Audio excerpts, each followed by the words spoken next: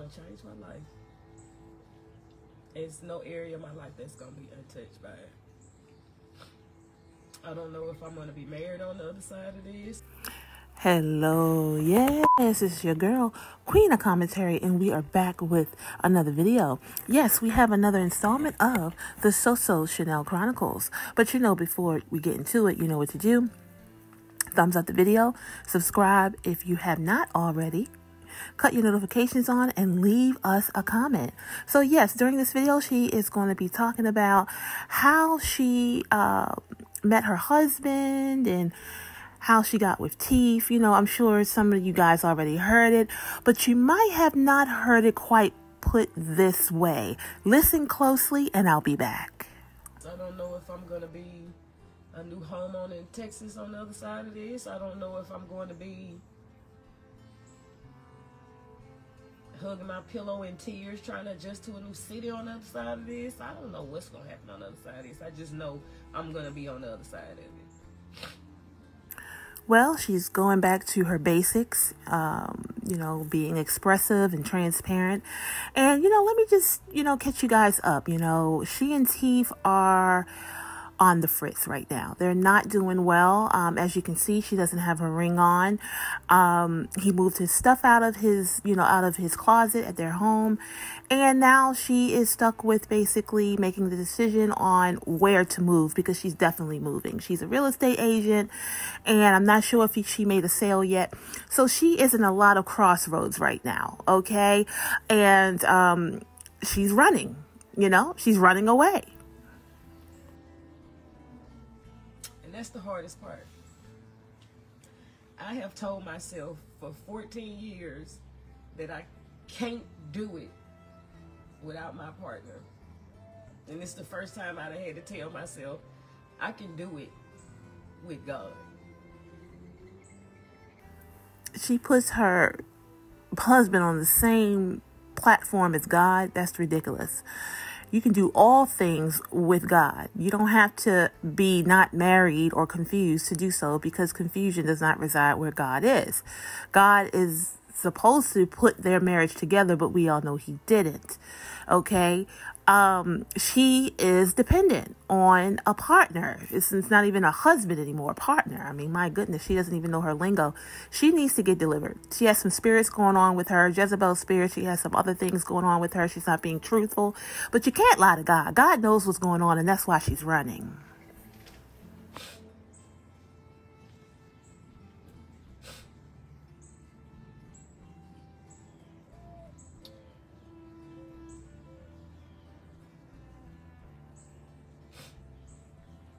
14 years ago, I never thought I'd be sitting in this space with these decisions on my plate. I just never did. You know, I went from being, I was talking to my therapist. We had a good session. I was talking to my therapist. And I don't even know what I'm going to tell y'all this, but I think I've said it before, so. The first time I moved by myself, I was 17 years old in the dorm, but I don't count that. I was 19 years old.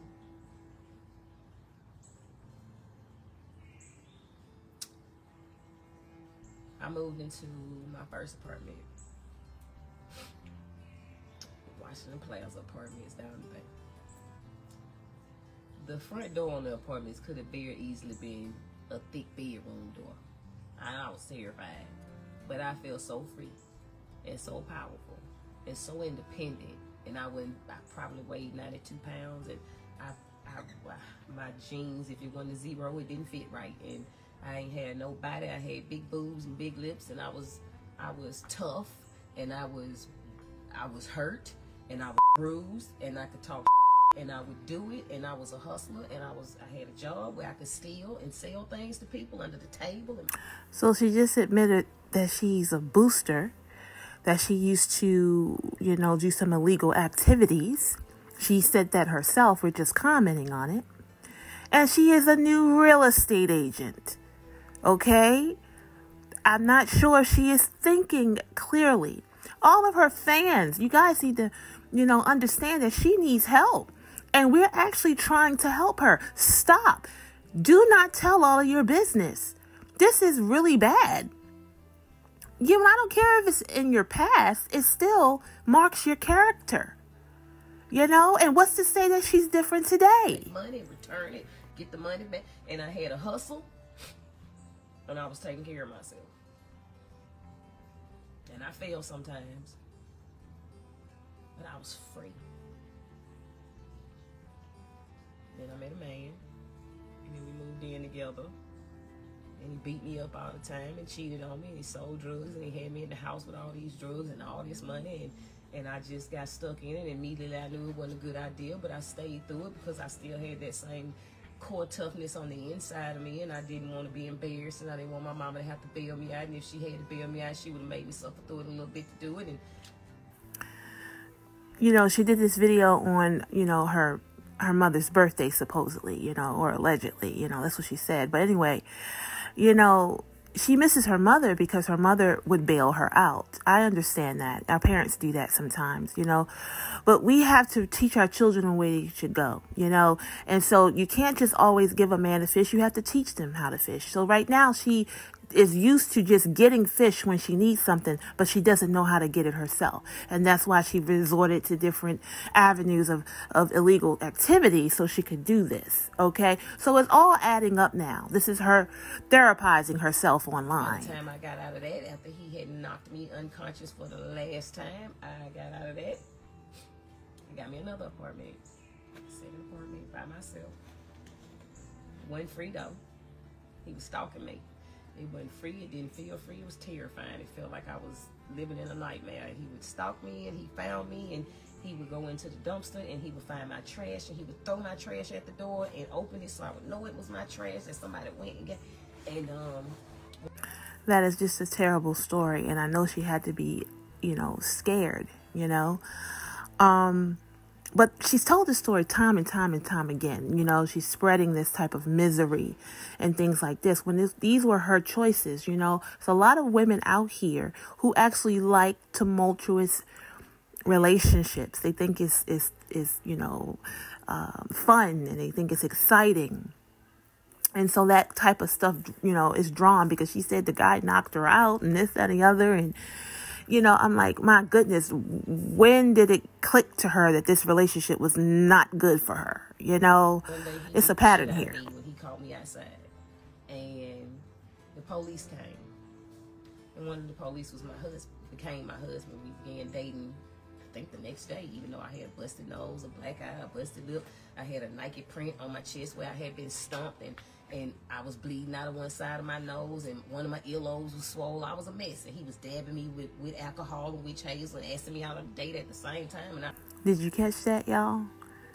She said that her first husband basically saw the condition in which she was in, and I guess took her up and nursed her and said, hey, let's go out the next day. I don't know if this is true. I don't know what type of mindset you have to be to see someone who has just gone through this and then say, let's go out the next day and all of that. I don't know if that is what really happened, but going by this story, I can understand why that relationship didn't work because, fellas, you want a wife, not a project. Okay, so it's starting to think, I'm starting to think he was a little off too. I thought, well, he a police and that's a drug dealer. One way to keep him off is to get with this one, and that's what I did. And I spent the next 8 years not even giving myself to that marriage because I didn't even have myself to give, and I went into it for protection, not love. Well, there you have it. She just said that she married him for basically safety and not love, so she has admitted that that relationship was all about her and she didn't consider anyone else but herself. And then boom, this is happening years later. Everything that we do, we have to watch it. It will come back to you. So when you make those decisions, just understand that, are you going to be proud of that at the end of the, like she said, are you going to be proud of that on the other side of this? And it looks like she isn't. It looks like she's become resentful and she's going through some tough times because of it. I bore that man 3 beautiful children, and we had a nice, modest 8 years together. And another man came along, and I met him in the club, and I thought, this is the person I'll never cheat on again. I would never cheat on nobody again to be with him, because he had my heart. I doubt that. No, that was not love either. That was all about the thrill. You know, mind you, Teef is not her only person that she cheated on her first husband with. It was a lot. You heard what she said. Oh, I would not cheat on, this new one. And she said that she used to, have relationships with people that she used to work with. So, she's still trying to say that this was love, and it's not. It was wrong. They were both ending relationships. I don't think she was ending hers, but he was already put out or left or whatever. And it's just basically a full circle again, guys. Full circle. And unfortunately, this is what happens. It had me wanting to be protected, because truth is, my first husband, if he'd have got mad enough, he could have crushed him like a bug. Because he was a police, and he kicked doors down in, and he knew how to take down because he knew how to put people in sleeper holes, and he just was too good a person to do it. He felt like. And it seems like that's what she wanted him to do. But just like a boxer, their hands are, classified as weapons. Okay, so no, a cop cannot, or a police officer cannot just go around and put people in sleeping holes and all that just because of whatever. That's not true. Okay. He's not going to lose his job and career and mode of income for her because she wanted to step out and have some fun. Okay. But here again, she's disrespecting Teef. She just said, oh, this man could have did this and this man could have did that, because she thinks Teef is not a real person or whatever. You got to really listen to what she says to get what she's saying. I'll let you go when you're going to go. I'm not going to try to keep nobody over you, because I got to take care of my family. And that's the kind of person he was. So he let me go. And I went from one man to another, from one serious hurtful relationship where I was being hurtful to another serious relationship where I was doing the hurt, to another relationship where I committed all of the parts of myself that I had any access to. I have never given myself a chance.